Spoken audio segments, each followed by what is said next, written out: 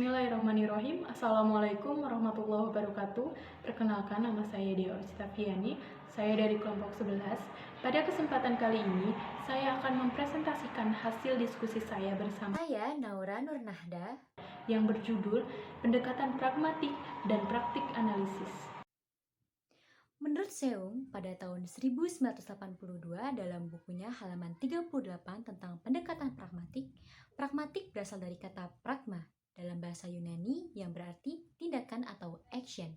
Kajian pragmatik terkait langsung dengan fungsi utama bahasa, yaitu sebagai alat komunikasi. Menurut Leach, pada tahun 1983, pragmatik adalah suatu kajian bahasa yang berusaha menemukan makna-makna ujaran yang disesuaikan dengan situasi. Sedangkan pendekatan pragmatik merupakan pendekatan yang memandang karya sastra sebagai sarana untuk menyampaikan tujuan tertentu kepada pembaca dan mengkaji bahasa, seperti tujuan pendidikan, moral, agama, ataupun tujuan yang lainnya. Beberapa tokoh pragmatik diantaranya ada Charles Morris. Charles Morris memperkenalkan sebuah cabang ilmu yaitu pragmatik. Charles Morris lahir pada tanggal 23 Mei 1901 di Denver, Colorado. Charles Morris menyelesaikan disertasinya tentang teori pikiran simbolik dan menerima gelar PhD dari Universitas Chicago pada tahun 1925. Perkembangan Morris dari teori perilaku tentang tanda yaitu semiotika sebagian disebabkan oleh keinginannya untuk menyatukan positivisme logis dengan empirisme perilaku dan pragmatisme. Dia kemudian menyebut hubungan ini dengan sebutan semantik, pragmatik, dan sintaksis. Tokoh yang kedua ada Geoffrey Nelich. Geoffrey Nelich lahir di Gloucester, Inggris pada tanggal 16 Januari 1936. Ia dikenal sebagai salah seorang pengembang subdisiplin pragmatika pada tahun 1970-an sampai tahun 1980-an. Karya utamanya pada bidang ini adalah Principle of Pragmatic pada tahun 1983 yang melahirkan 6 prinsip kesantunan berbahasa.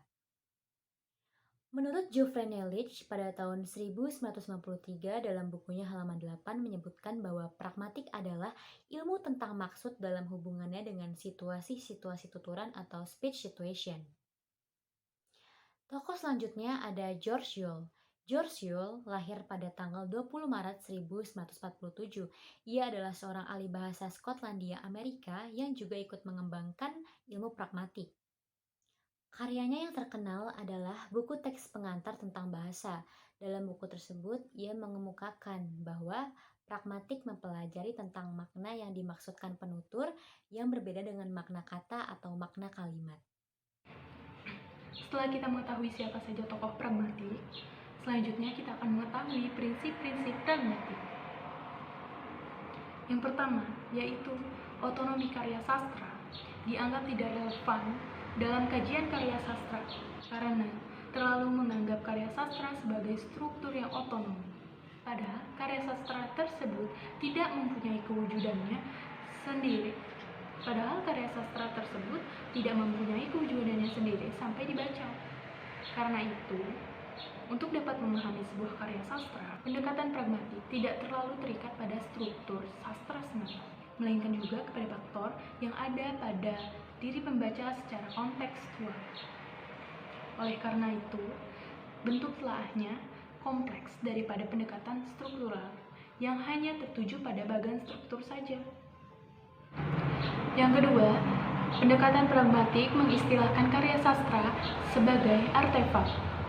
Pembacalah yang akan menghidupkannya melalui proses konkretisasi. Maksudnya adalah bahwa teks sastra seperti puisi tidak pernah mempunyai makna yang terumus dengan sendirinya, sehingga diperlukan tindakan pembaca untuk merumuskannya melalui proses pendekatan pragmatik. Yang ketiga, pembaca bukanlah pribadi yang tetap dan sama, melainkan selalu berubah dan berbeda. Oleh karenanya, pembaca dalam melakukan proses pemahaman dipengaruhi oleh horizon penerimaannya. Maka subjektivitas pembaca mungkin berbeda satu dengan yang lainnya. Itulah sebabnya teknik telaahnya pragmatis dan dialektik. Yang keempat, teks sastra selalu menyajikan ketidakpastian makna, sehingga memungkinkan pembaca untuk memaknai dan memahaminya secara terbuka lebar. 1984, Junus pada tahun 1985, Selden 1986, dan Jefferson bersama Roe pada tahun 1988. Ketidakpastian itulah mengapa pangkal tolak telah pendekatan pragmatik ini dalam mengapresiasi karya sastra pada persepsi pembaca. Praktik analisis pendekatan pragmatik dalam pembentukan karakter anak menurut teks cerita Rakyat Ranggana Putra Demang Balaraja. Yang pertama, memberlakukan reward atau penghargaan dan punishment atau hukuman.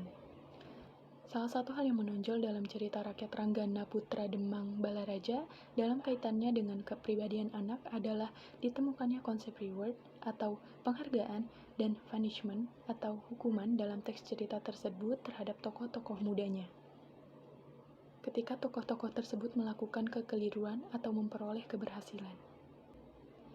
Contoh punishment yang terdapat dalam teks tersebut antara lain ialah hukuman terhadap Ranggana ketika tokoh tersebut diceritakan melakukan kekeliruan, yakni merusak ladang penduduk dan bersikap tidak jujur kepada orang tuanya.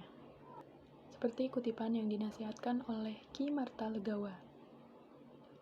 Kau telah lama kumaafkan, tapi kini kau harus menerima hukuman. Kau tidak boleh bermain-main di luar Kademangan selama 1 bulan. Dalam konteks pembentukan kepribadian anak, mengingat tokoh utama dalam teks Ranggana Putra Demang Balaraja masih anak-anak, yang dilakukan oleh ayah Ranggana sesungguhnya memiliki fungsi untuk memudahkan penyampaian pesan moral kepada pembaca. Agar senantiasa berbuat baik dan bertanggung jawab. Karena siapapun yang berbuat baik dan bertanggung jawab, pastilah akan mendapat hadiah yang setimpal dari dirinya. Amanat pencerita kepada pembaca bahwa konsep reward atau penghargaan dan punishment atau hukuman sangat dipentingkan dalam membentuk kepribadian seorang anak. 2. Menanamkan rasa kasih sayang terhadap sesama. Melalui oposisi, karakterisasi tokoh Malati dan Ranggana dalam teks cerita rakyat ini terdapat pesan moral yang sangat penting bagi pembaca, yakni artinya penting menanamkan rasa kasih sayang terhadap sesama sejak usia dini terhadap anak-anak agar ketika besar anak-anak tersebut dapat menghargai dan menyayangi orang-orang di sekitarnya. Arti pentingnya penanaman rasa kasih sayang terhadap sesama dengan cara mengkontraskan nasib kedua tokoh utamanya. Malati yang memiliki sifat penuh kasih sayang senantiasa mendapatkan kebahagiaan dalam hidupnya. Sebaliknya, Ranggana yang tidak dapat menghargai orang lain pada sepanjang cerita digambarkan sering mengalami kesialan dan celaka.